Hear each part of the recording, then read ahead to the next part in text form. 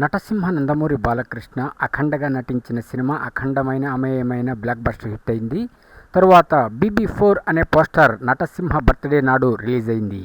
ఇది అఖండ 2నా లేక BB4 అంటే బోయపాటి శ్రీను బాలకృష్ణ ఇద్దరు కలిపి 4వ సినిమా. ముచ్చటగా 3 బ్లాక్ బస్టర్ హిట్స్, 4వది BB4. అయితే కొద్ది కన్ఫ్యూజన్ ఉంది. ఈ BB4కి శ్రీ తేజస్విని నందమూరి గారు దీనికి నిర్మాతగా కూడా వ్యవహరిస్తున్నారు. ఆ పోస్టర్లో తేజస్విని నందమూరి ప్రజెంట్స్ అని వచ్చింది. అది కూడా the mass epic combination is back again అని చెప్పారు.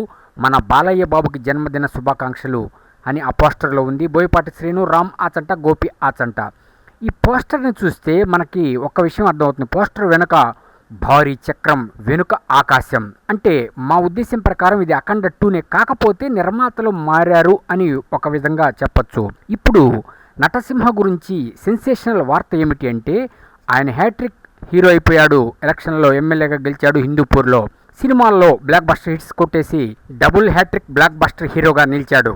ఇప్పుడు BB4. ఈ BB4 వార్త చూస్తే రోమాలు నిక్కబొడుచుకుంటాయి. నటసింహ రెమ్యూనరేషన్ 35 కోట్లకు పైగా తీసుకోబోతున్నాడు అనే వార్త తెలియగానే ఒక్కసారి పూనకాలు లోడింగ్ అయిపోతున్నాయి. కారణం ఏమిటి అంటే, BB4లో నటసింహ అఖండగా కనిపిస్తాడా లేక ఎలా అనేది జుట్టు పీక్కుంటున్నారు. ఎక్కడ రివీల్ కాకుండా చాలా తెలివిగా పోస్టర్లు ఇచ్చేశారు, డిజైన్ చేశారు.